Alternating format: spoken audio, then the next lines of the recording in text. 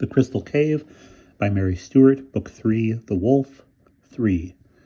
Before I had climbed round the little crag to the lawn in front of the cave, I knew. Call it foresight. There was no sign. Silence, of course, but then there usually had been silence as I approached the cave. This silence was different. It was only after some moments that I realized what it was. I could no longer hear the trickle of the spring. I mounted to the top of the path, came out on the sward, and saw. There was no need to go into the cave to know that he was not there, and never would be again. On the flat grass in front of the cave mouth was a scatter of debris. I went closer to look.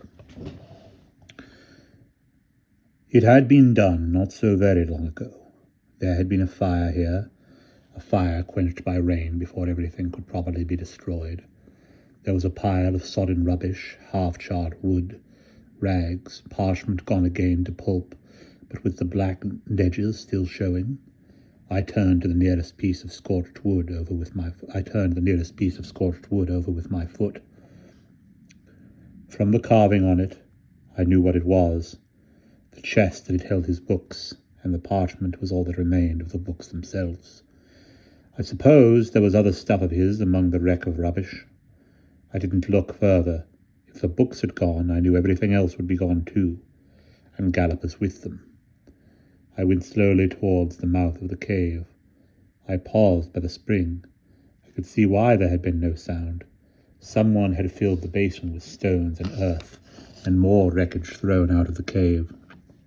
Through it all, the water welled still, sluggishly oozing in silence over the stone lip, and down to make a muddy morass of the turf. I thought I could see the skeleton of a bat, picked clean by the water. Strangely enough, the torch was still on the ledge, high beside the mouth of the cave, and it was dry.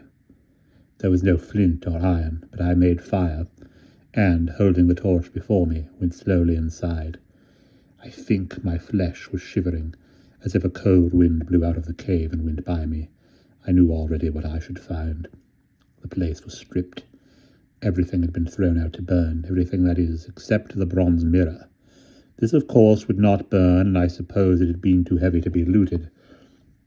It had been wrenched from the wall and stood propped against the side of the cave, tilted at a drunken angle, nothing else. Not even a stir and a whisper from the bats in the roof. The place echoed with emptiness. I lifted the torch high and looked up toward the crystal cave. It was not there. I believe that for a couple of pulses of torchlight, I thought he had managed to conceal the inner cave, and was in hiding. Then I saw. The gap into the crystal cave was still there, but chance, call it what you will, had rendered it invisible, except to those who knew. The bronze mirror had fallen so that, instead of directing light towards the gap, it directed darkness. Its light was beamed and concentrated on a projection of rock which cast clear across the mouth of the crystal cave, a black wedge of shadow. To anyone intent only on the pillage and destruction of the cave below, the gap would be hardly visible at all. "Gallopus," I said, trying it out in the emptiness. "Gallopus." There was the faintest of whispers from the crystal cave, a ghostly sweet humming, like the music I had once listened for in the night. Nothing human. I had not expected it, but I still climbed up the ledge, knelt down, and peered in. The torchlight caught the crystals and threw the shadow of my harp, trembling clear round the lighted globe. The harp stood undamaged in the center of the cave, nothing else except the whisper dying round the glittering walls. There must be visions there, in the flash and counter-flash of light, but I knew I would not be open to them. I put a hand down on the rock and vaulted, torch streaming, back to the floor of the cave. As I passed the tilted mirror, I got a glimpse of a tall youth running with a swirl of flame and smoke. His face looked pale, his eyes black and enormous. I ran out onto the grass. I had forgotten the torch which flamed and streamed behind me. I ran to the edge of the cliff and cupped a hand to my mouth to call Cadle, but then a sound from behind me made me whip round and look upwards. It was a very normal sound. A pair of ravens and a carrion crow had risen from the hill and were scolding at me. Slowly this time, I climbed the path that led up past the spring and out on the hillside near the cave, and out on the hillside above the cave. The ravens went higher, barking. 2 more crows made off low across the young bracken. There were a couple still busy on something lying among the flowering blackthorn. I whirled the torch and flung it streaming to scatter them. Then I ran forward. There was no telling how long he had been dead. The bones were picked almost clean, but I knew him by the discoloured brown rags that flapped under the skeleton, and the one old broken sandal which lay flung nearby among the April daisies. One of his hands had fallen from the wrist, and the clean, brittle bones lay near my foot. I could see where the little finger had been broken, and had set again crookedly.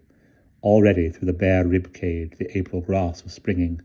The air blew clean and sunlit, smelling of flowering gorse. The torch had been stubbed out in the fresh grass. I stooped and picked it up. I should not have thrown it at them, I thought.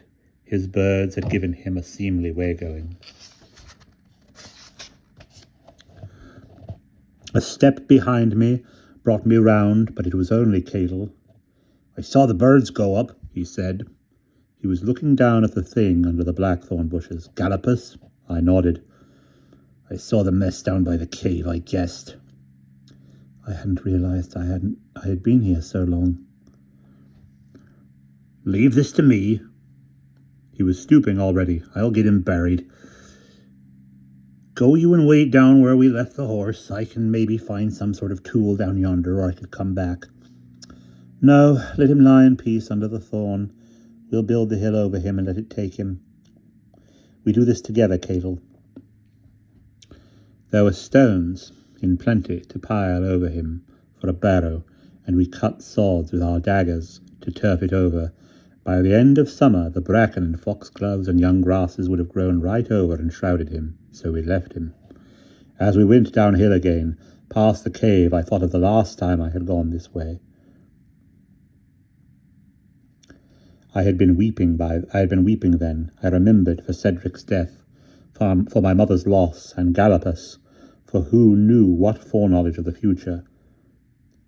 "You will see me again," he had said. "I promise you that." Well, I had seen him, and some day, no doubt, his other promise would come true in its own fashion. I shivered, caught Cahill's quick look, and spoke curtly. "I hope you have the sense to bring a flask with you. I need a drink." And that is the end of chapter 3.